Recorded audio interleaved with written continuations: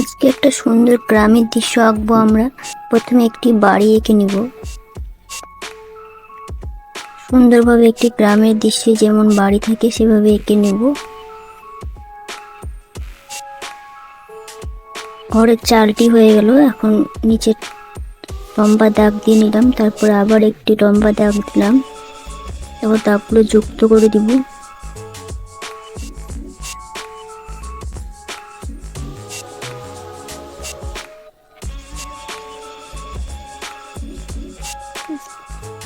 তারপর পাশে আরেকটি ঘর আঁকবো। যেভাবে খড়ের চাল থাকে গ্রামে সেভাবে ঘরটি আঁকছি আমরা।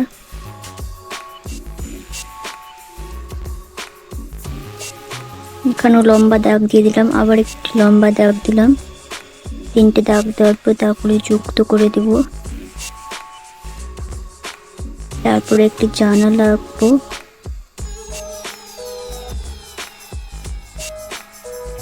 এখানে একটি দরজা আঁকবো। সে একইভাবে এখানেও জানালা দরজা এঁকে নেব। এখানে একটি কাঁচ আঁকবো। ঘরের পিছনে যেভাবে কাঁচ থেকে গ্রামের দৃশ্যগুলিতে সুন্দরভাবে একটি কাঁচ এঁকে নেব খুব সহজভাবে।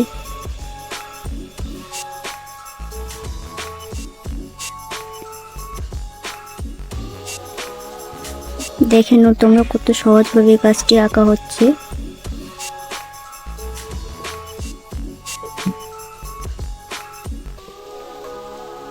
এভাবে আঁকলে কাজ দেখতে সুন্দর লাগে। তারপর একটি মাঠ এঁকে নেব। বাড়ির নিচে যেভাবে মাঠ থাকে মাঠটি এঁকে নিলাম।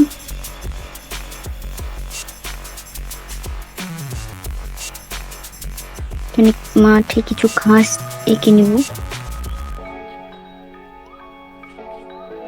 একটু পাথর টাথর যেভাবে মাঠে আমাদের গ্রামের দৃশ্যে মাঠগুলোতে থাকে ঘাস পাথর।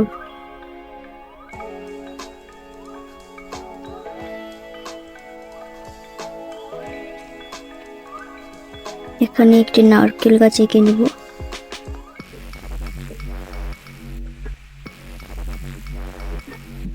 নারকেল গাছের নিচে ঘাস এঁকে নিলাম। এবার নারকেল গাছের পাতাগুলি ধীরে ধীরে এঁকে নিব।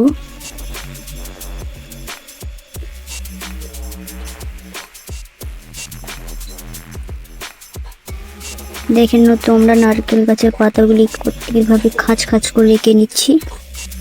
এভাবে আঁকলে খুব সহজে একটি সুন্দর নারকেল গাছ আঁকতে পারবে।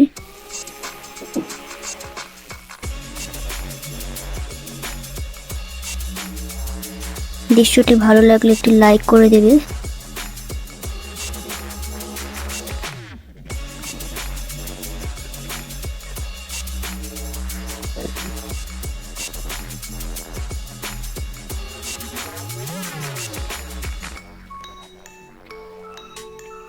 হয়ে গেল, শেষ পাতাটি এঁকে নিচ্ছি। এভাবে গাছ থেকে বাড়ি পর্যন্ত লম্বা দাগ দিয়ে দিলাম। তারপরে ছোট ছোট পাহাড় এঁকে নিব।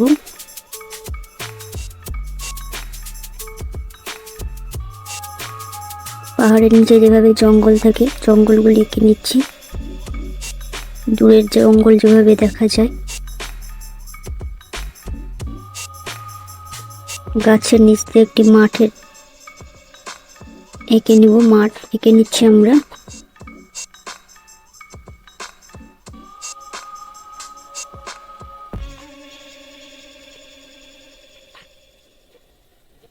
একটু ঘাস এঁকে নিচ্ছি মাঠে, যেভাবে ঘাস পাথর যেভাবে আগের মাঠটাতে আঁকলাম সে একই কৌশলে এখানেও এঁকে নিব। এখানে একটা নৌকা এঁকে নিব। নদীতেও নৌকা থাকে যেভাবে।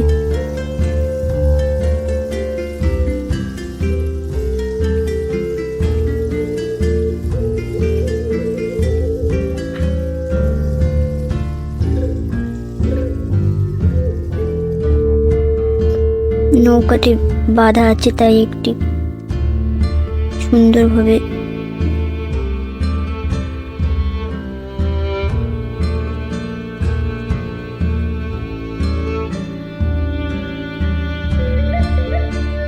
এখানে নৌকার আঁকার পর কিছু জলের নদী বা পুকুরের সেই ধারগুলোতে যেভাবে ঘাস থাকে, ফুল থেকে, সেগুলো এঁকে নিচ্ছি আমরা।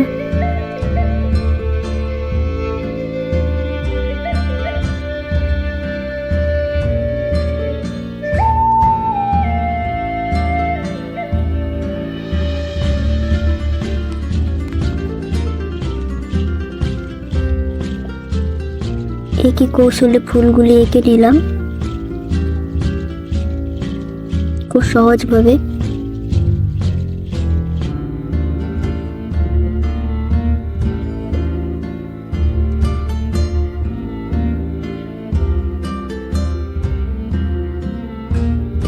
এবার ফুলের গাছের নিচে একটু ঘাস এঁকে নিব, যাতে দেখতে সুন্দর লাগে বা রং করলে আরো সুন্দর লাগবে।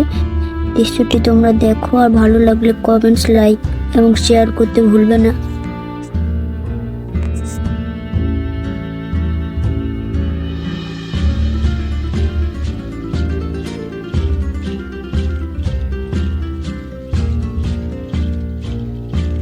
এভাবে একটি সহজভাবে সুন্দর একটি সিনারি অঙ্কন করে নিলাম।